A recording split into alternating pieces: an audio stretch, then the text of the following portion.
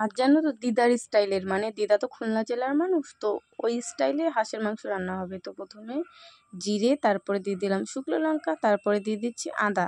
এগুলোকে একটু পেস্ট করে তারপরে দেবো রসুন। তো ফার্স্টে আমি মিক্সিতে ভালো করে দিয়ে ঢেকে পেস্ট করে নিই একবার, তারপরে রসুন কটা দেবো। আমার দিদা জানো তো কোনো দিনও আর কি মাংস খায় না, কিন্তু কি করে আগেকার দিনের মানুষ বোঝে যে লবণ এতটুকু আর ঝাল এতটুকু, ব্যালেন্সটা বোঝে কী করে জানি না। সব কিছু পারফেক্ট, একদম সব কিছু পারফেক্ট।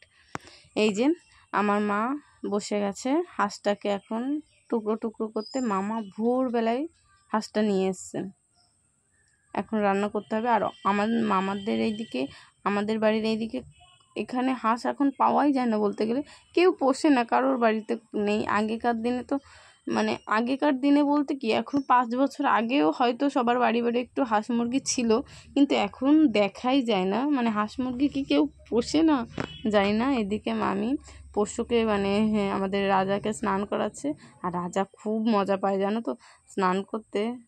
ওদের গায়ে তো প্রচুর লোম হয়, ও স্নান করতে খুব মজা পায় গরমকালে। আর এই যে এই মানুষটা জীবনেও মাংস খায় না, কিন্তু মাংস রান্না করে দিয়ে গেল সারা জনম।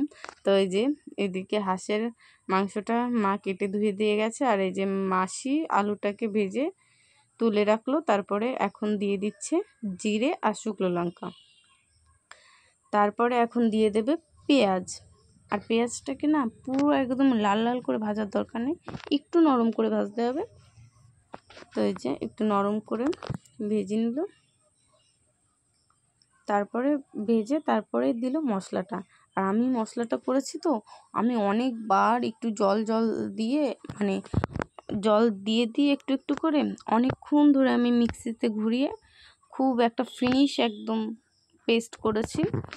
তো তারপরে একটু মাসি এটাকে ফুটতে দিল যাতে কাঁচা গন্ধটা চলে যায়।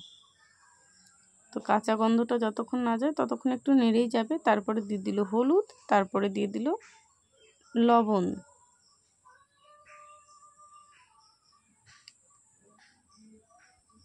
আর এই লবণ দেওয়ার সময় আমি আমার মাকে, দিদাকে, মাসিকে, আমি সবাইকে দেখেছি একটুখানি না ওরা আগুনের মধ্যে দেয়। আমি জানি না কেন, তোমরা জানলে কিন্তু অবশ্যই আমাকে কমেন্টে বলো যে আগুনের মধ্যে কেন একটুখানি লবণ দিতে হয়, জানি না আমি।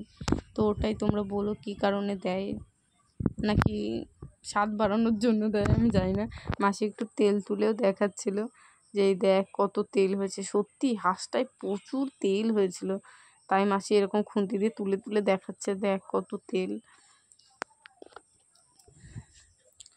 ওই কারণে মাসিকে আবার আমার মা বলছিল একটু একদমই আর কি ঝোল কম রাখবি, মানে যেন মাংসতে একদমই ঝোল না থাকে, কারণ এই মাংস কষালে অনেকটা জল, মানে এই যে তেল তেল তো হাঁসটা প্রচুর তেল আছে, তো অনেকটা জল এমনি বেরিয়ে যাবে, মানে ওর গায়ের যে এক্সট্রা জলটা থাকে ওটা বেরোবে।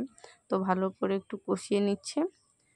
আর এই কষাতে কষাতে একবার ঢাকা দিয়ে দিল।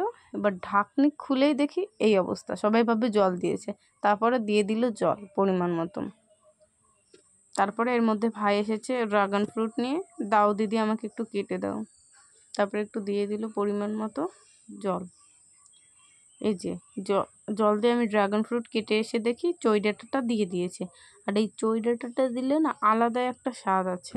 সবাই বলে আর কি, আমার দিদারা বলে খুলনা জেলার আর কি বিখ্যাত, ওইদিকে চই ডাঁটাটা খুব খায় মানুষ, আর কিন্তু খুব ভালো লাগে খেতে। আমি খুব একটা ঝাল খাই না, কিন্তু ঠিক আছে একটা দুটো তরকারিতে দিলে ভালো লাগে। তারপর আমি একটু নাড়িয়ে দিয়ে গেলাম, দেখলাম অনেকটা জল রয়েছে। তারপর আমি বাটি নিয়ে যাচ্ছিলাম কষা আনতে, কিন্তু গিয়ে দেখি মাসি আমাকে অলরেডি দিয়ে রেখেছে বাটিতে। তারপর কি নিয়ে চলে গেলাম, আর এদিকে দেখে গেলাম মাংসের কী অবস্থা। আলু দিয়ে দিয়েছে মাংসের মধ্যে, আর আমি এদিকে এসে দেখছি খালি তেল। বলছি না মাছটায় প্রচুর তেল হয়েছিল, আর খেতে খুব ভালো হয়েছিল। মানে লঙ্কা এবং লবণ দুটো ব্যালেন্স করে খুব একটা ভালো টেস্ট হয়েছিল। অনেকক্ষণ ধরে কষিয়ে রান্না করেছে। তারপরে এদিকে ভাই আসলো, আমাকেও দাও দিদি, একদমই ছোটো, 3 বছরে পা দেবে। তো ওকে একটু দেওয়ার জন্য আমি বুঝতে পারছিলাম না কোন পিসটা দেবো, ছোটো মানুষ তো।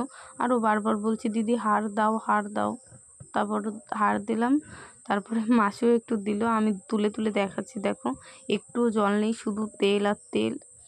তারপরে মাসিও একটু এইভাবে খুঁজে একটা শক্ত হাড় দিয়ে দিচ্ছিলো, যে তারপরে অনেক বেছে খুঁটে কি দেবে বুঝতে পারছিল না, তারপর ছোটো একটা মাংসের টুকরো পেয়েছে ওটাই দিল, তারপরে ওটা আবার ধুয়ে দিতে হবে। কেমন হয়েছে তাই বলো? দারুণ দারুণ দারুণ। ঠিক করে বলো, বলো দারুণ। তো ভিডিওটা এই পর্যন্ত কেমন লাগলো জানিও, আর একবার কিন্তু বাড়িতে ট্রাই করে দেখো কেমন লাগলো, তারপর কিন্তু আমাকে এসে কমেন্ট করে বলবে যে খারাপ হয়েছে কি ভালো হয়েছে। আমার কিন্তু সত্যি দারুণ লেগেছিলো, অসাধারণ লেগেছিলো। তো আজকের মতো টাটা।